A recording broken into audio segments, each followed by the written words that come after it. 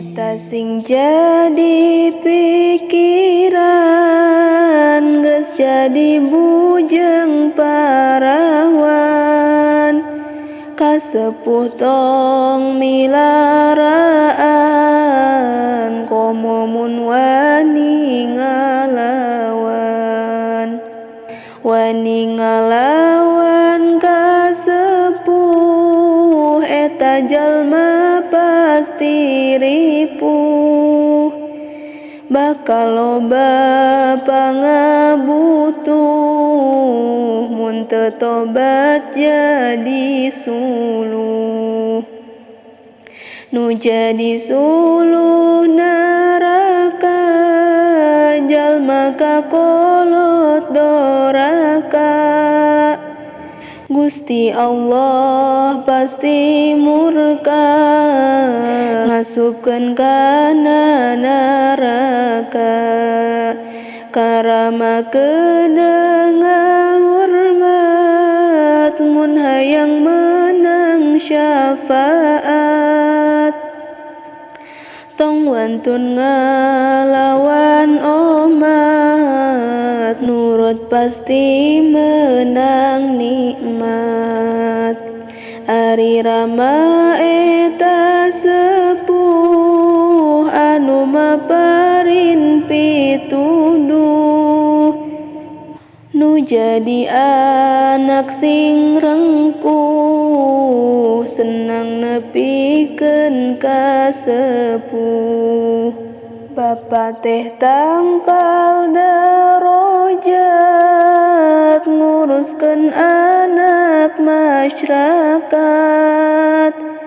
tiap isuk bapa angkat nyaah ka putra teelat. Bapaknya ngabelaan anak sieun kalaparan,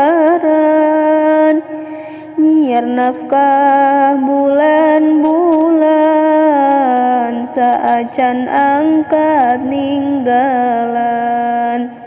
Nyaahna bapa ka anak kuli nanggung nektak mundak, suka najan lecet tak mun mikir dugi ka botak.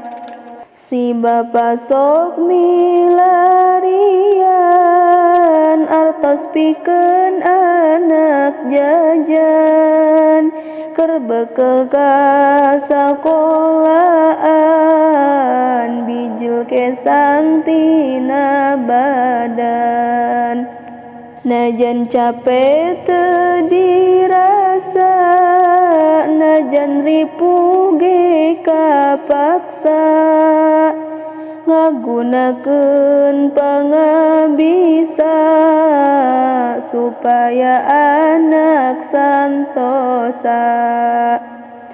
Usaha teu meunang embung, angkat neti sruk-sruk tidung, neuneuda ka Maha Agung. Bapa eta bapa rejeung indung, indung bapa ngaduakeun ka anak teu eureun-eureun, indung jeung bapa namplokeun doa jeung banda dibikeun, sangkan anakna salamet di dunya jeung di akhirat, ti Allah menangna rahmat, ti Nabi menang syafaat.